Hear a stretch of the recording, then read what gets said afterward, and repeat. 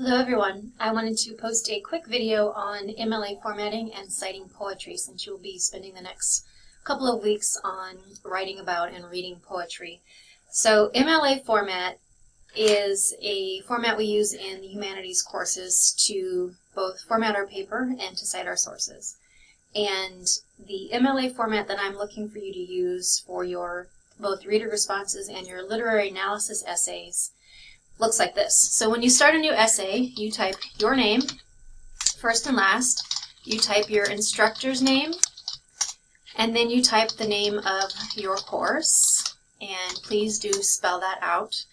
You also type the date in which you are writing the piece or the date in which the piece is due. I don't really mind if you use either one of them. So these are the four components that are required on the left margin of your first page only. You are then going to title your piece. So if you are writing a reader response, you want to call it reader response, capitalizing both of those words, and maybe something like class suicide mission. Let's just say we call it that. When we go back to start writing our actual analysis or our response, we do a tab indent so that we are indenting each new paragraph, and then we start writing our actual response or our introduction to our paper. So in Sylvia class poem titled Lady Lazarus,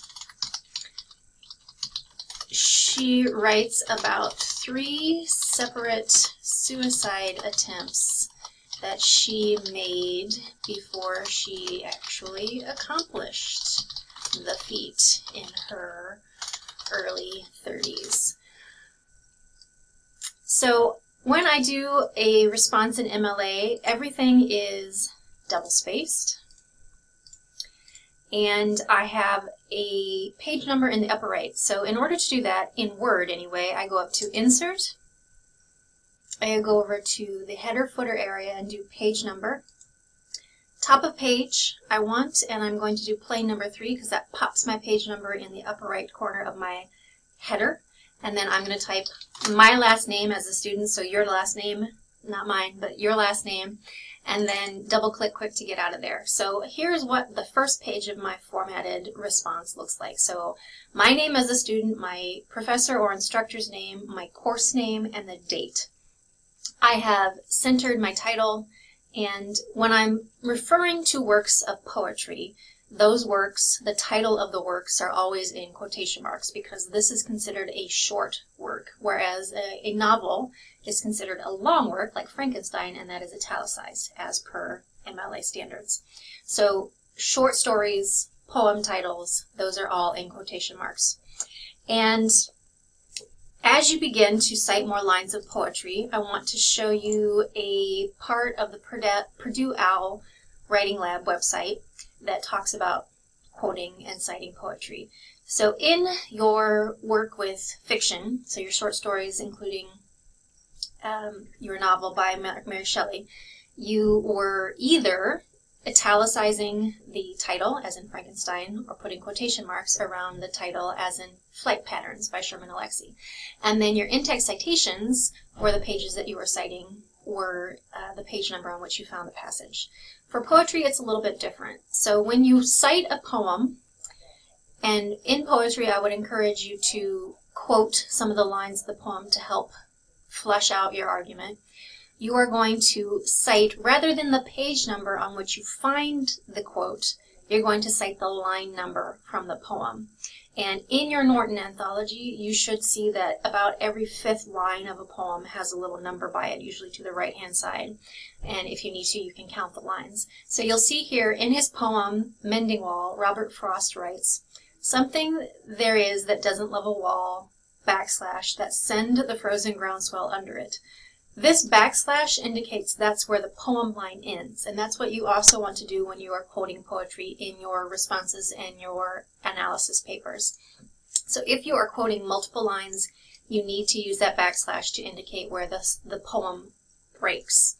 And then your in-text citation is the poem's line numbers rather than the page number on which you find it. You will note here that the in-text citation does not include Frost's last name because Frost was mentioned in the sentence, so you don't need to do both.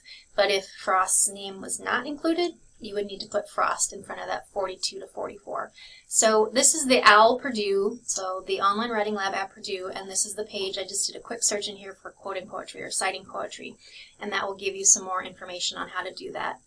The other thing I was noticing as I was grading your reader responses on Langston Hughes poetry is just some misuse of apostrophes. And as a refresher, I'm going to refer you to a website that I use in my writing classes and I continue to refer to. I think it's a nicely done website.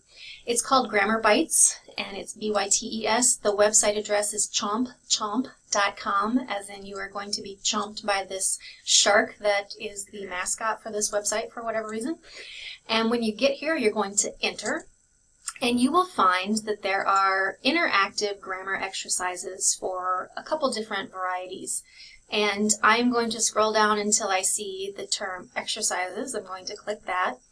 And here in the middle, you will see different types of exercises you can do. Again, the one that I saw the most problems with in your last reader response was apostrophes, and you can click apostrophes and start working your way through interactive exercises in practicing and kind of refreshing your apostrophe skills. The nice thing about this website is that it keeps track for you. So you see up here my score is currently 100%, yay me, and there are usually 20 questions for each interactive exercise. They also have accompanying handouts. But remember, apostrophes have three primary purposes. The first is possession, to show ownership. So when you're talking about somebody's poem, so Sylvia Plath's poem, she owns that poem, so she needs an apostrophe.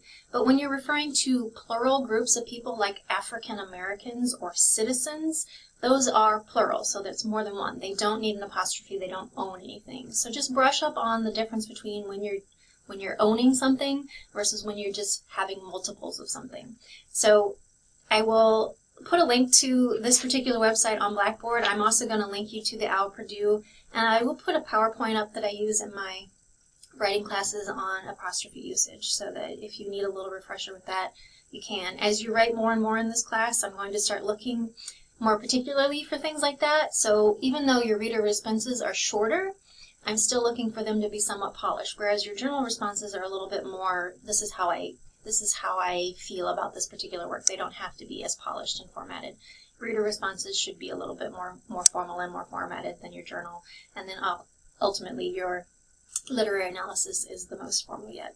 So those are a couple things I wanted to just note quickly, and if you have questions about any of this, please do let me know. Have a great 4th of July. Take care.